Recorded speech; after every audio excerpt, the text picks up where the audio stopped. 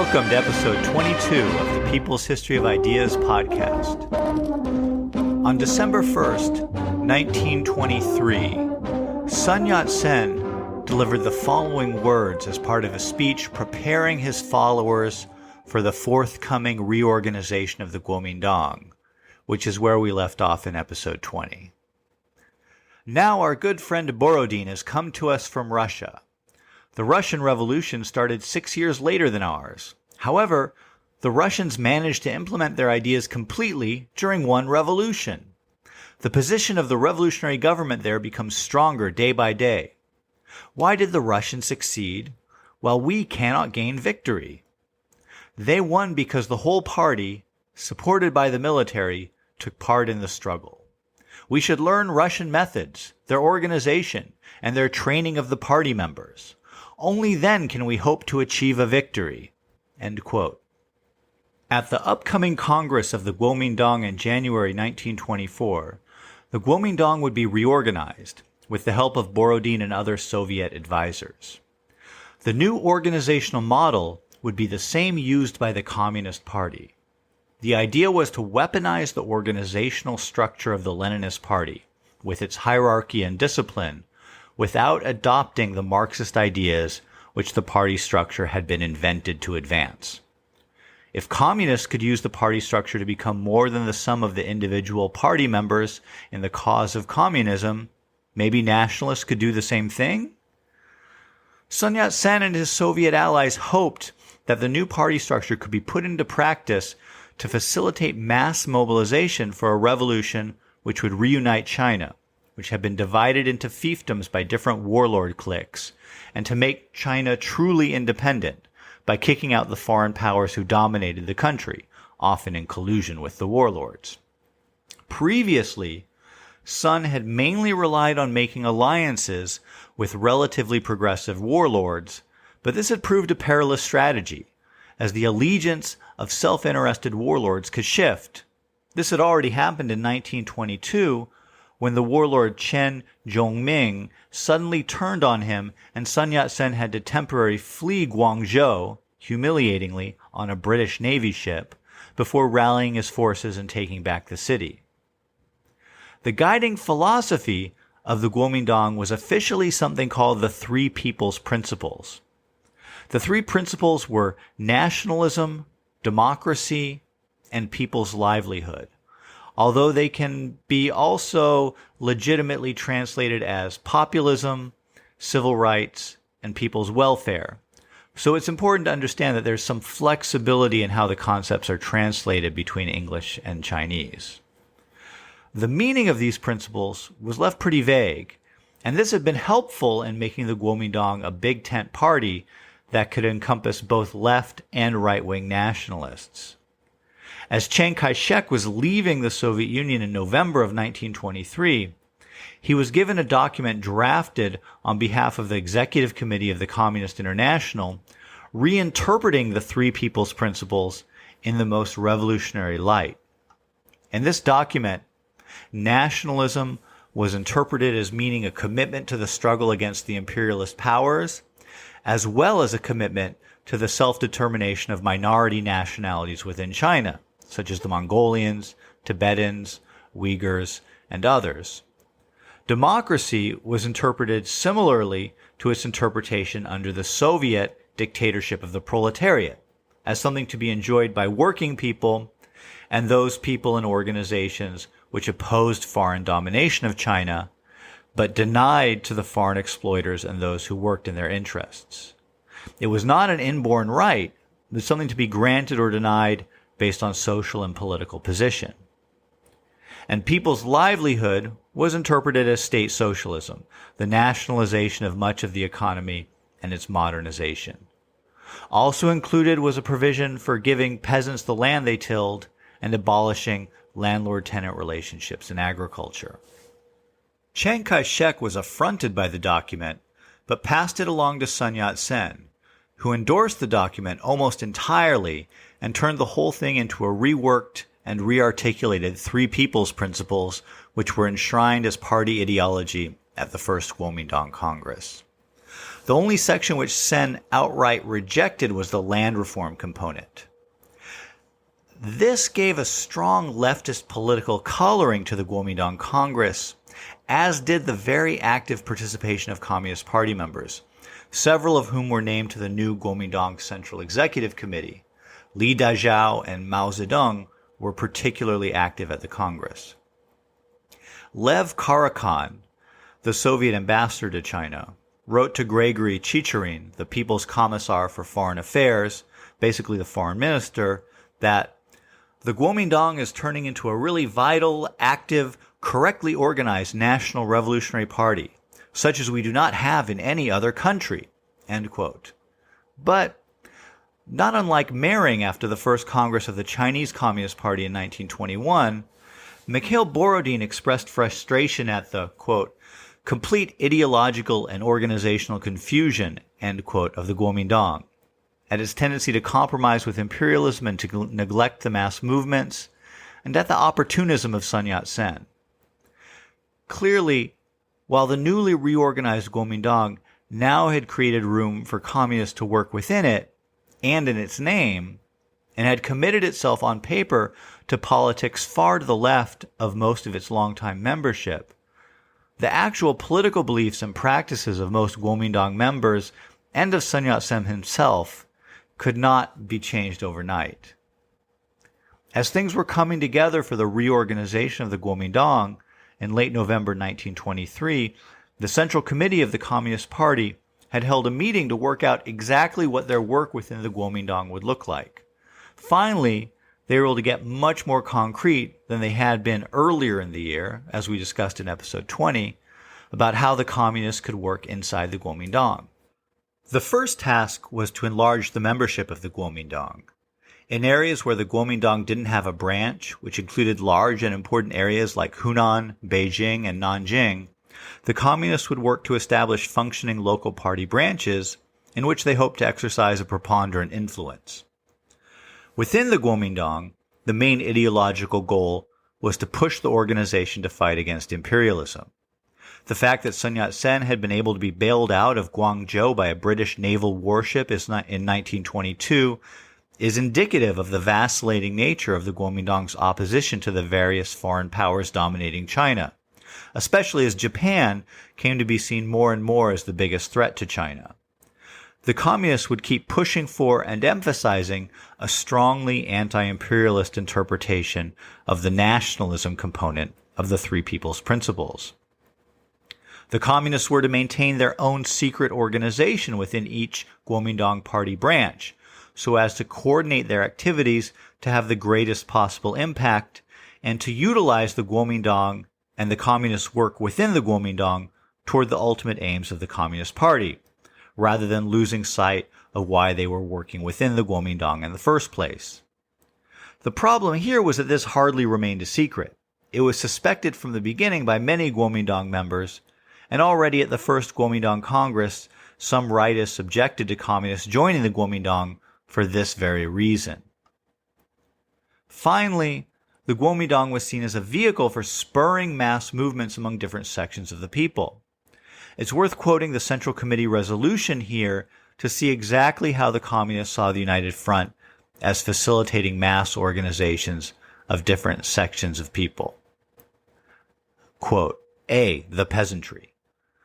The peasantry is the strongest force in the nationalist movement. Thus, the Guomindang should use the nation's peasantry as its base and set up sub-branches in the rural areas of every province. The movement's strategy will be to begin by educating the peasants, using the slogan, "For the benefit of all peasants," and working on irrigation projects, protection against robbers, boycotting foreign goods, and resisting heavy taxes. At the present stage, we should begin with a struggle to improve the economic situation of the tenant farmers, even if it causes resentment on the part of the middle peasants. B. Workers. Labor unions deserve the same attention as we pay to party organization. We should nurse the workers' class consciousness. End quote. It's worth pointing out how vague this section on workers was, given that the Communist Party had ongoing union work of its own, and saw the workers as the social base of their own party. This reflects some confusion and disagreement within the party over how much the union work should be continued independently or through the Guomindang. Mering had pushed the party toward doing everything through the Guomindang, but Mering was gone now, and other noises had now been coming from the Comintern indicating that the communists should maintain their work among the industrial proletariat independently of their work in the Guomindang. This was finally clarified in May 1924 when it was decided that the communists should maintain their independent identity when working with the industrial proletariat, but assist the Guomindang with artisans and salesmen's unions. Okay, back to the November 1923 Central Committee resolutions list of different social groups and how to organize them under the guise of the Guomindang. C. Merchants. We should find out those in the business associations of the localities and big cities who are against the bureaucratic elements. But by bureaucratic elements, what's meant here are those capitalists who facilitated the penetration of China by foreign corporations. So essentially the task laid out was to work within merchant associations to identify patriotic elements among the national bourgeoisie, that is, the Chinese capitalists who did not rely on foreign funding or patronage. D. Shop assistants. It is urgent that we set up shop assistant associations in big cities, such as Shanghai, Hangzhou, and Tianjin. While the urgency of the task isn't exactly clear to me, the idea here was that the Guomindang provided a vehicle to recruit and organize white-collar workers who would not otherwise be amenable to or suitable for the Communist Party. E. Government employees. As with the shop assistant associations, associations of the lower-ranking government employees have a great influence in the cities. F. Students. Students provide a key link between the different organizations. Students in junior high school have played an important role in the peasant movement. Here with students, I think little detail is given because the Communist Party had already done so much work with student groups. Indeed, many of its members came forward into the movement on university campuses. That there was little need to be expansive about how that work would proceed is pretty clear here. To sort of bring it all together from this list that we've just gone over, what brings it all together is that the Guomindang was to be turned into a vehicle for the mass mobilization of these social groups. Previously, while the communists had urged the Guomindang in this direction, the Guomindang had been involved in only limited mass mobilization. As it so happened, as 1924 progressed, a difference in strategic orientation began to develop within the Guomindang. On the one hand, the right wing of the Guomindang opposed a politics of mass mobilization and wanted to rely mainly on political maneuvering among elites combined with armed force, either through working with warlords or through the Guomindang developing its own army, as was now starting to happen. But the left wing of the Guomindang distinguished itself from the right mainly in its support for mass mobilization. In many ways, the left wing of the Guomindang was very similar to the right wing. Personalism and opportunism were pervasive. But the key issue which distinguished the Guomindang left from the right was its support for mass mobilization politics. The Guomindang left felt that mass politics was key in distinguishing their party from the warlords. Now, it's easy to forget that mass politics and mass mobilization are not necessarily the monopoly of progressives and leftists. It's easy to forget because, of course, the material interests of the vast majority of people do lie with left-wing progressive solutions to the people's problems. Things like forming unions, land reform, and ultimately the elimination of oppressive relations in society and in the world as a whole. But people can be mobilized on other bases as well, such as cultural or religious values. Mass mobilization has been a cornerstone of fascism. For example, in Nazi Germany, many German workers were convinced that their material interests were best served by identifying with the German nation to exploit and plunder other peoples, both at home and abroad. And a similar logic has also often been at work with how the ideology of white supremacy functions among white people in the United States. And of course, even absent fascist and white supremacist ideologies of mass mobilization, large-scale modern warfare between powerful countries is premised on the idea of mass mobilization of a country's population, a fact that's easy to forget because it's been some time since two or more major world powers openly made war on each other. So, how is this observation about the not necessarily left-wing nature of mass mobilization relevant to our discussion of the Guomindang left?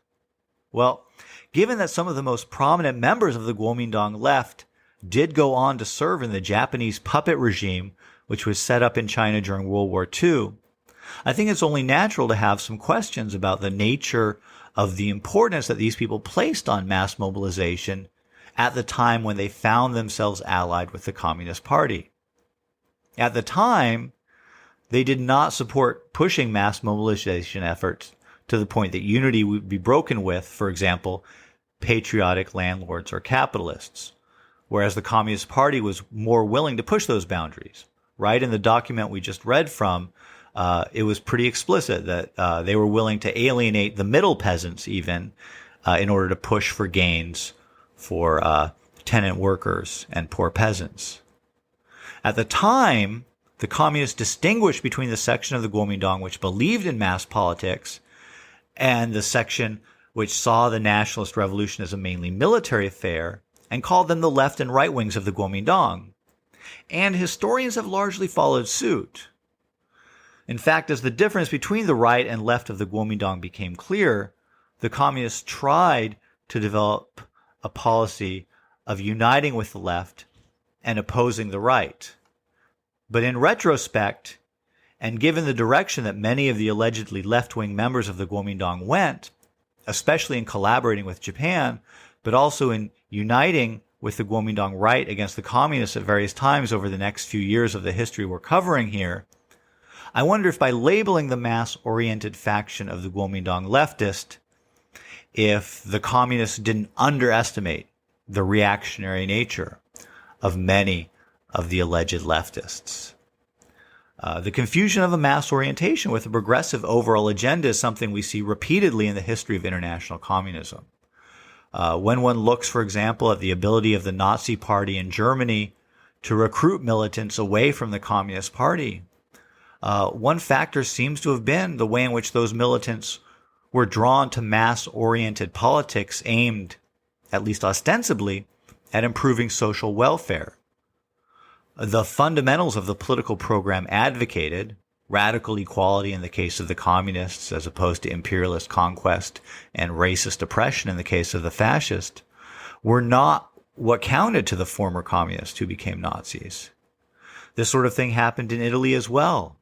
And while the overall social process was, of course, multifaceted and can't just be reduced to this issue, the lack of understanding about how not only the left, but the right as well, can mobilize masses for its own end, created a lot of confusion for people trying to deal with the threat of fascism. And I'd argue, even today, we see that in the way in which today's proto-fascist movements are able to peel away people who had previously adhered to leftist causes. But anyways, back to China about 100 years ago. The left-wing thrust of the First Guomindang Congress and the assertiveness with which the Communist Party began to utilize the Guomindang as an organizing vehicle prompted a strong backlash by the Guomindang right.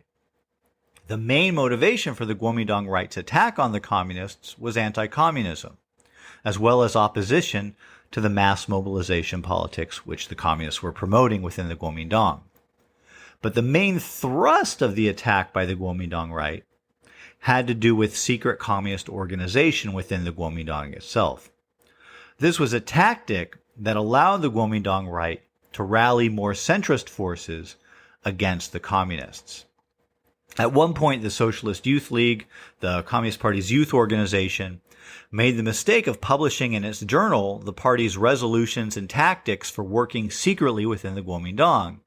And this prompted a very uncomfortable meeting at which Chen Duxiu, the Communist Party General Secretary, was confronted with the documents.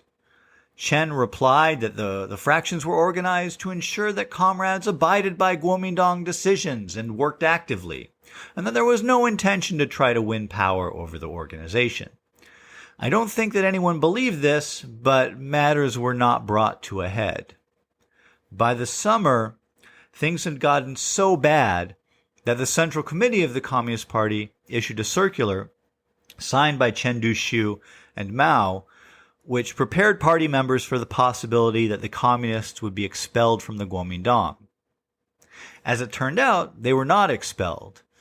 In a report written about the same time as the Central Committee circular, Borodin expressed the opinion that the right and left wings of the Guomindang, including even Sun Yatsen, had become united in their opposition to the communists.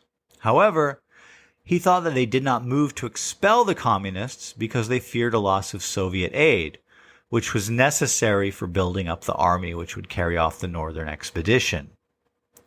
And so by the summer of 1924, the united front that the Comintern had urged the Communist Party to form with the Guomindang had entered a fraught state of high tension, which would persist with some ups and downs until 1927. The communists had made good use of the Guomindang to mobilize in ways they couldn't otherwise and to recruit for themselves. By the time of the Fourth Congress of the Communist Party in January 1925, the party had grown to almost 1,000 members, more than doubling in size from its last Congress, and had a youth league of about 9,000, and influence in mass organizations such as unions and student groups far beyond those numbers.